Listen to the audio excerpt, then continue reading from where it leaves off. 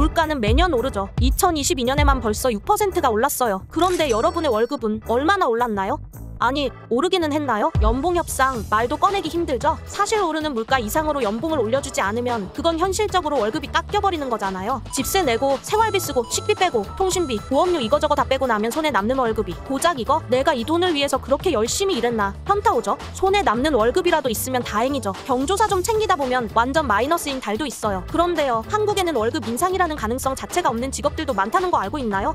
의외로 산업 전반적으로 많은 사람들이 월급 인상에 희망을 갖지 못한 채로 살고 있어요. 아니면 겨우 최저임금에 맞춘 돈을 받거나 일하는 시간을 계산해 봤을 때 최저임금도 안 되는 돈을 받고 있거나요. 맞아요. 경력이 몇 년이 쌓이든 최저임금 기준으로 월급을 받는 하청업체, 비정규직 직원들과 야근 수당이나 연차휴가도 없이 낮이고 밤이고 휴일 구분 않고 일하는 5인 미만 회사에 다니는 사람들의 이야기죠. 아, 본인 이야기시라고요? 아마 대한민국 국민의 대부분에게 해당되는 이야기일걸요. 대기업 취업자는 전체 취업자 중에서 10%가 안 되고 거기에 돈 많이 버는 전문직 종사자가 9만 명이 좀 안 되니까 그것까지 다 빼면 아마 다들 말을 안 해서 그렇지 제법 많은 사람들이 비슷한 고충을 안고 살고 있다는 게 되겠네요. 네, 2020년 통계를 봤을 때도 이미 4명 중 1명이 150만 원 미만의 월급을 받고 살고 있다고 나오고 있어요. 그때 당시에 최저임금대로만 월급을 받았어도 180만 원 정도였는데도요. 한국에서 돈을 많이 버는 사람과 적게 버는 사람의 월급 격차는 이미 답이 없는 상태예요. 중소기업 다니는 사람보다 대기업 다니는 사람의 월급이 더 많은 거 그럴 수 있어요. 사실 월급은 어느 정도 격차가 있는 게 좋아요. 나보다 돈 많이 버는 사람이 옆에 있어야 아, 나도 열심히 해서 저 사람처럼 돈을 많이 버는 사람이 되어야겠다 라고 생각하며 활기찬 미래를 그릴 수 있지 않겠어요? 그런데 그 차이가 거의 3배나 나는 건 이것도 그럴 수 있나요? 한국은 보통 통계를 비교할 때 미국과 일본의 상황을 많이 이용하죠. 일본은 우리와 생활 환경이 비슷한 가까운 나라고 미국은 선진국의 상징 같은 곳이니까요. 그러니 이번에도 미국과 일본의 상황으로 비교해볼게요. 어때요? 두 나라와 비교했을 때 한국은 중소기업과 대기업 사이의 임금 격차가 처참합니다. 아, 또 뒤에서 1등 불명예스러운 걸로 1위예요. 그래도 이 사람들은 정규직이기라도 하죠. 비정규직은 정규직 임금의 절반도 안 되고요. 여기에 성별까지 더하면 남자 정규직이 100만 원 벌 때 여자 비정규직은 37만 원밖에 못 벌어요. 예, 맞습니다. 여러분에게 돈이 없는 건 실제로도 돈을 안 주고 있기 때문이었습니다. 옛날에 초등학교 교과서에서 IMF의 원인이 국민들의 과소비 때문이라고 말도 안 되는 소리를 써놔서 논란이 된 적이 있었잖아요. 이것도 마찬가지예요. 여러분이 돈을 많이 써서 돈이 없었던 게 아니었어요. 사람은 기계가 아니에요. 아니, 감정이 있는 기계라고 표현하는 게 더 맞으려나? 어찌됐든 감정을 가지고 있다는 게 중요합니다. 생각을 하고 느끼고 그에 따라 행동한다는 거죠. 그래서 회사가 직원을 존중하지 않는다고 느껴지게 만들거나 노력을 후려치거나 제대로 월급을 주지 않는 등 부당한 대우를 받을수록 일하고 싶은 마음도 꺾여버립니다. 이건 아주 당연한 얘기예요. 내 회사처럼 일하기를 바란다면 사장만큼의 월급을 달라는 말이 괜히 나온 게 아니거든요. 자, 여기서 밸런스 게임 한번 해볼게요. 9to6 일하고 저녁이 있는 삶 살면서 실수령 150만 원 받기, 아니면 개빡세게 야근까지 다 하고 실수령 1천만 원 받기.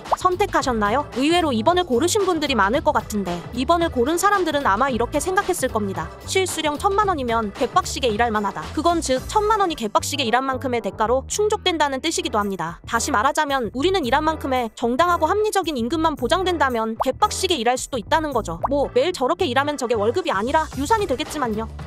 이제 눈을 감고 가슴에 손을 얹고 생각해보십시오. 나는 일한 만큼의 월급을 받고 있는가? 우리 사회에 꼭 필요하지만 많은 사람들이 하기 싫어하는 청소, 육체노동, 3D 잡에 근무하는 사람들은 정말 정당한 월급을 받고 있는 것 같은가? 그들에게 대기업에 입사한 사람과 똑같은 환경, 금전적 지원, 시간이 주어진다면 그 사람들이 대기업에 합격하지 못할 것 같은가? 그렇습니다. 이 사회는 사실 굉장히 복합적인 노답 상태에 처해져 있는 것입니다. 기회의 불평등으로 인한 심각한 임금 격차, 적은 월급만큼 줄어드는 소비, 악화되는 경제, 거기서 발생하는 사람들 사이의 갈등, 시기, 질투, 싸움, 미움. 네, 불평등에 심하는 개인의 문제가 아니라 사회 전체의 문제로 번져버리는 불씨이기도 합니다. 그건 결국 국가적 손해예요. 그래서 나라가 불평등을 줄이는 사업에 세금을 써야 하는 겁니다. 그게 곧 나라를 살리는 일이니까요. 근데 월급 적게 주고 많이 주고는 나라가 아니라 사기업에서 결정하는 일인데 어떻게 해결할 수 있겠냐고요. 그런데 저 인상된 임금만큼을 회사가 아니라 국가에서 준다면 어떨 것 같나요? 잠깐, 지금 영상 끄려고 했죠. 이거 뭐 세금 더 내라는 소리 아니냐 싶어지니까. 근데 그 세금을 대기업이 부담한다면 왜 갑자기 대기업 머리채 잡고 끌고 오냐 싶을 수도 있는데 얘네는 좀 잡힐만 하거든요. 대기업들은 대부분의 일들을 하청업체에게 대신 시키죠. 그게 곧 대기업이 만들어내는 상생경제이자 일자리 창출이기도 하고요. 그렇게 만들어진 중소기업 회사들은 그 대기업이 곧 밥줄이에요. 근데 그 밥줄에서 밥양을 지속적으로 줄이려고 합니다. 시장 경쟁에서 유리해지려고 납품 단가를 지속적으로 인하하거든요. 중소기업이 아무리 혁신적인 기술 개발을 해도 그 기술에 대한 정당한 대가는 없고 대기업 배만 불려주는 꼴이 되고 있어요. 어찌됐든 돈이라도 주면 양반일까? 기술을 빼앗아 가거나 주거나 문어발식으로 사업을 확장해가면서 근로 환경 문제는 나는 모르는 일이다, 우리와는 다른 회사다라며 모르쇠하고 있죠. 그렇게 성장한 대기업들의 사내 보유금은 1,000조 원이나 되고 업무와 상관없는 부동산 투자로 인한 자산도 420에서 938조 원 정도로 추정되고 있어요. 그러면서 늘어난 영업이익은 총수들 배당금으로 꽂아줬죠. 동시에 최저임금 인상 결정에 태클 거는 것도 빼먹지 않고요. 어휴, 이익 챙기느라 바빠 대기업 사회. 대기업이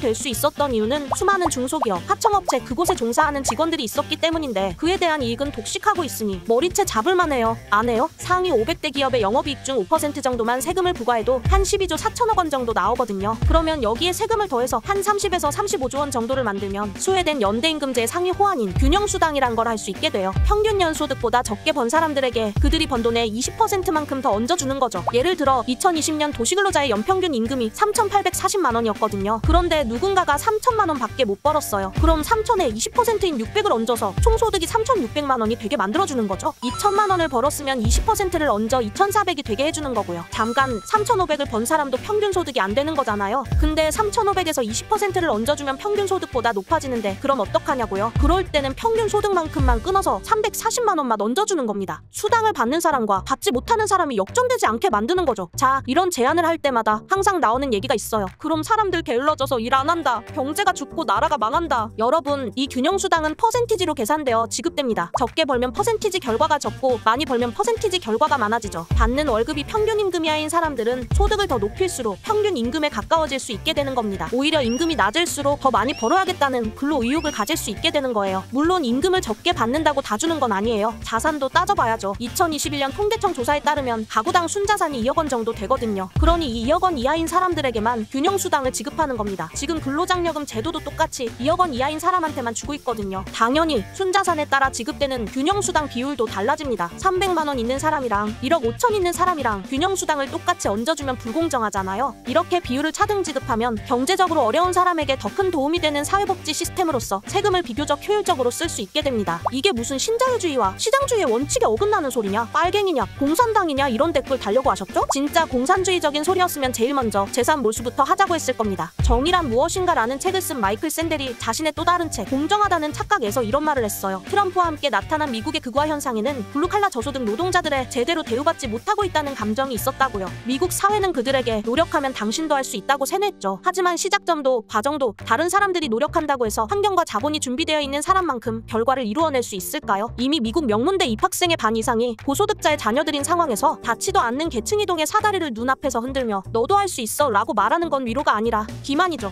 기만은 분노를 낳을 뿐이고요. 이 균형수당은 그 사다리를 두 손으로 붙잡아서 타고 올라가게끔 만듭니다. 그리고 그 사다리는 분열된 사회 안의 갈등을 해결해줄 시작점을 마련해줄 수 있을 겁니다.